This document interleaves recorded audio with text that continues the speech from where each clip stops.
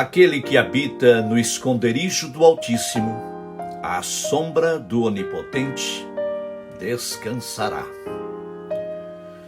Eu sou Roberto Fernandes e este é o nosso canal de comunicação, O Novo Peregrino, edificando sempre sobre ruínas.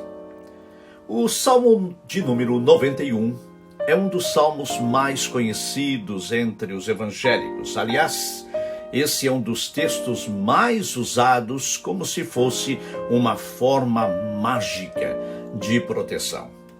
É comum encontrarmos casas onde uma Bíblia fica aberta exatamente nesse texto. É como uma forma mística de proteção da casa.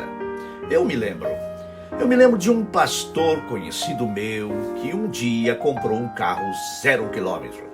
No entanto, ele morava num bairro em Salvador, na Bahia, e aqueles que conhecem essa cidade sabem que, na maioria dos bairros, as casas são coladas umas das outras e não existem garagens ou estacionamento e os carros precisam ficar na rua.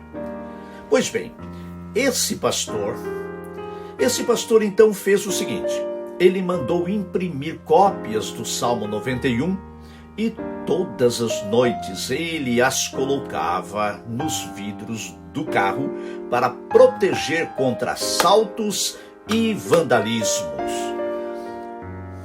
Não, isso não é piada, isso aconteceu, eu vi com os meus próprios olhos.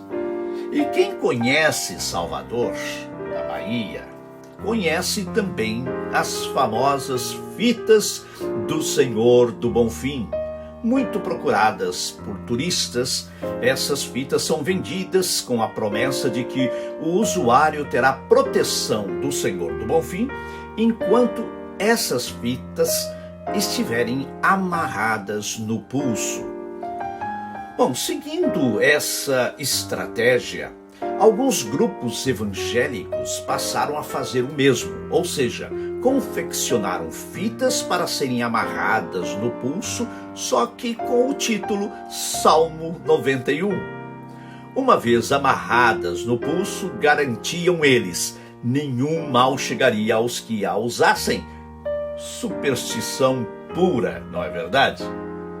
Sem dúvida alguma, o Salmo 91 é um salmo cheio de declarações interessantes, verdades absolutas, mas enganam-se aqueles que pensam que repetir o salmo ou pendurá-lo num quadro na parede ou mantê-lo aberto em cima da mesa ou declamá-lo durante uma noite de tempestade tem algum valor em si mesmo. Sem querer ofender a crença de ninguém, mas afirmo sem medo de ser condenado que isso não passa de crendice popular e de superstição religiosa. Também me lembro de um outro pastor que dizia: os católicos têm a Ave Maria e os evangélicos têm o Salmo 91. Bom, eu resolvi dar uma analisada nesse salmo, sem entrar no mérito histórico ou contextual em que o salmista o escrevera. Assim, cheguei a algumas conclusões. Primeiro, o Salmo 91 está repleto de metáforas e muitas comparações. Também ele muda suas características a depender da tradução. E eu digo, as traduções mais modernas são as piores. Como a Bíblia não tem copyright, ou seja, direitos autorais, qualquer um pode reescrever a Bíblia como quiser, porém, os prejudicados são aqueles que, mesmo sinceros, acabam por acreditar em histórias e fábulas caducas. Aliás, Paulo escreveu a Timóteo e alertava sobre isso e dizia que nos últimos tempos os homens teriam como que coceira nos ouvidos e buscariam ouvir coisas agradáveis. Não só desviariam os ouvidos da verdade, mas se voltariam às fábulas. Nós estamos vivendo esses dias. Segundo, em todo o texto do Salmo 91 encontramos, além do óbvio, ou seja, onipotência, onipresença, onisciência de Deus, vemos também aquele que habita no esconderijo do Altíssimo. Essa pessoa que habita no esconderijo do Altíssimo está em paz, tranquila, descansada, sem temor, convicta, consciente, e em todas as suas reações são seguidas de muita segurança. Porém, é exatamente no primeiro versículo que temos a definição principal e onde encontramos a relação entre a primeira pessoa, nesse caso Deus, e a segunda pessoa, o que habita no esconderijo do Altíssimo. Aqui vemos uma pessoa em total descanso. Essa expressão, descanso, é repetida por Jesus ao convidar os homens para que venham a ele. Os homens que estão cansados e sobrecarregados, pois ele promete alívio. Ele aponta a forma de alcançar esse descanso. E ele diz: tomai sobre vós o meu jugo e aprendei de mim, que sou manso e humilde de coração, e achareis descanso para as vossas almas. Sabe o que a maioria das pessoas dizem hoje em dia? Estou cansado, não suporto mais, basta, chega, preciso de descanso, preciso ficar longe dos problemas, das pessoas que me sugam, que me exploram. Estou cansado do meu trabalho, da minha família, do meu casamento, cansado de tentar e nunca conseguir. E o pior de tudo, isso não muda. E para piorar, a comunicação através da internet aumenta o que é o mal deste século: estresse. Uma expressão moderna para dizer a mesma coisa: estou estressado, cheguei no meu limite. E a mídia aponta a solução. Busque um psicólogo, um mentor, uma clínica de repouso, viaje, conheça novas pessoas, novos lugares, mude teus relacionamentos, divorcie, case de novo, mude de cidade, mude de igreja, mude de sexo, mude de nome e assim por diante. E o que se vê é uma multidão de pessoas se arrastando pelo mundo afora, cansada. O número de suicídio por causa de depressão, incluindo muitos pastores, é alarmante. O número de divorciados, incluindo pastores, é assustador. O número de jovens confusos em sua identidade, incluindo filhos de pastores, é cada vez maior. Mas voltando ao Salmo 91, vemos todas essas características encontradas no mundo. Hoje, como sempre, o mundo jaz no maligno, e assim será até o final, quando Jesus voltar e colocar um fim em tudo isso. Porém, em meio a tanta desgraça que há neste mundo, que cansa, que sobrecarrega o ser humano, há um lugar de paz. E essa paz tem um nome: Jesus. Ele é a nossa paz, o nosso descanso, a nossa segurança.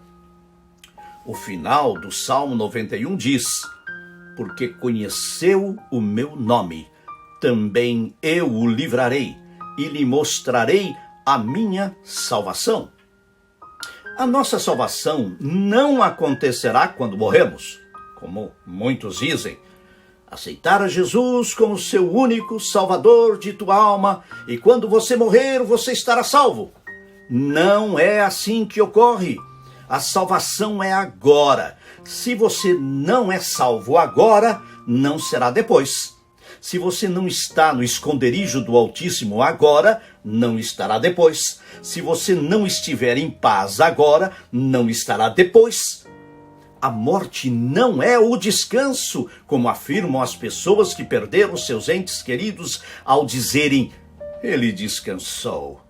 Alguns, se não muitos, ao morrerem, apenas eternalizarão seus sofrimentos e o cansaço, e pior, sem mais nenhuma possibilidade de reverter o problema.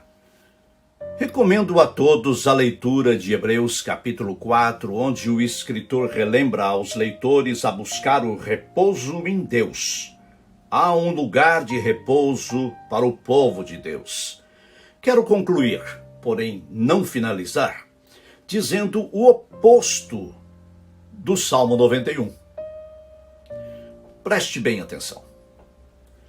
Aquele que não habita no esconderijo do Altíssimo não encontrará descanso em lugar algum. Deus não é seu Deus. Ele não pode dizer que Deus é seu refúgio e fortaleza, porque ele não confia em Deus. Também Deus não o livrará das consequências dessa vida. Ele não estará seguro e não terá proteção. Será sempre uma pessoa assustada, amedrontada, quer de dia, quer de noite. Será um dos 1000 que cairão à direita, ou dos 10.000 que cairão à esquerda. E ele verá aqueles que estão seguros e verá a recompensa dos que estão na morada do Altíssimo. Sua casa e sua morada serão invadidas por males e pragas, porque não haverá quem as socorra. Tentará caminhar, porém vai tropeçar em muitas pedras, porque não há quem limpe o seu caminho. Ele vai orar, clamar e suplicar, mas não será ouvido. Viverá em desonra e, por fim, morrerá eternamente. O Salmo 91 é como uma apólice de seguro para quem está legalmente amparado, repito, legalmente amparado, e que cumpre com os requisitos dessa apólice. Caso contrário, é um documento que não tem valor algum.